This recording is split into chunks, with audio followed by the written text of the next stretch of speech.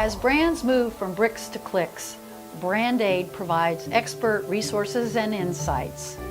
Welcome to the Brand Aid video conversation. We were talking about one other one, which I really love this example. It goes back in history to World War II with Winston Churchill. Right. No, exactly. Apparently, back in the days when England was really in fear of being invaded by Nazi Germany, and I remember visiting the War Museum in London, and they had posters there of what to do if the Nazis invade. And another poster was a notice to the farmers: kill all your cows. Really? When the invasion happens, so that the Nazi army could not feed itself. Mm-hmm. Now, I'm not sure how the populace was supposed to eat, but somewhere along the line, this was a real time of fear. And there were other posters, morale building posters out there, and one of them was this one that's become. Yeah, I brought with me. I know we can see it here.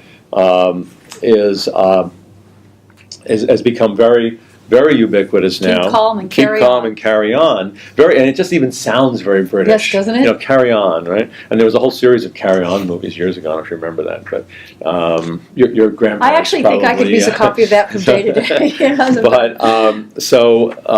But the long story short, a bookstore owner in the UK found a bunch of these posters. And in a storeroom somewhere, he dealt in old books. Maybe he picked them up in an estate sale or whatnot. And he put them out. He maybe found 20 of them, and they started selling like crazy.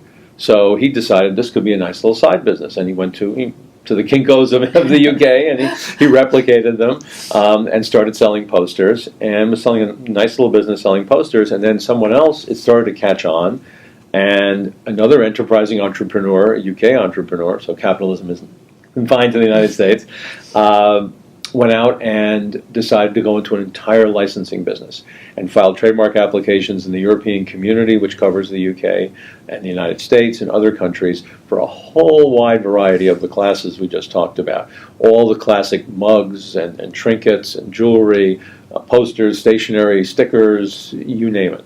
And indeed, you can see them all over now. And the question is, was he going to go after this poor little bookseller who started the whole thing? And he indicated he was not.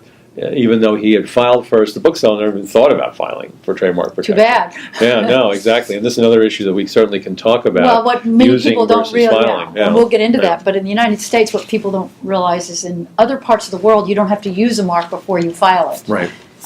Or to keep a registration, at least. You can actually register it all the way to registration without having used the mark in Right. Europe. No, so exactly. it's first to file, and Yeah. and that's, I think, what you're referring to. Yeah, no, so this fellow jumped in and filed first, and there was such a public outcry, twofold. Number one, was he going to go after this poor little bookseller who was eking out a living selling posters and who had discovered it in his basement? And number two, wait a minute, this should be the property of the British people. What is this guy doing? This is something that should be in the public domain.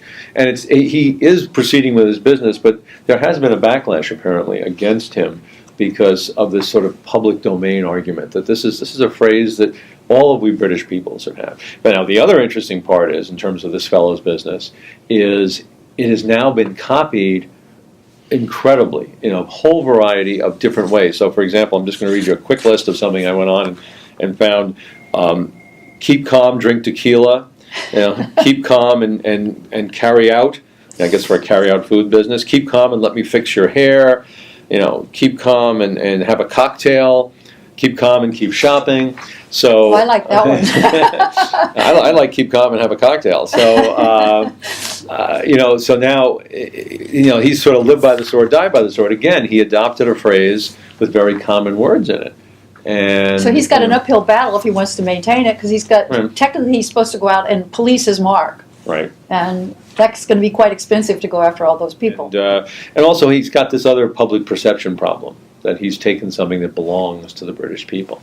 And this was their rallying cry in World War II or whatever it might have been. So he's got a moral ground to defend as well. So it's still unfolding. This is happening, but as we sit here. But it's evidence of this bandwagon effect, that something catches on and everybody wants to capitalize on it.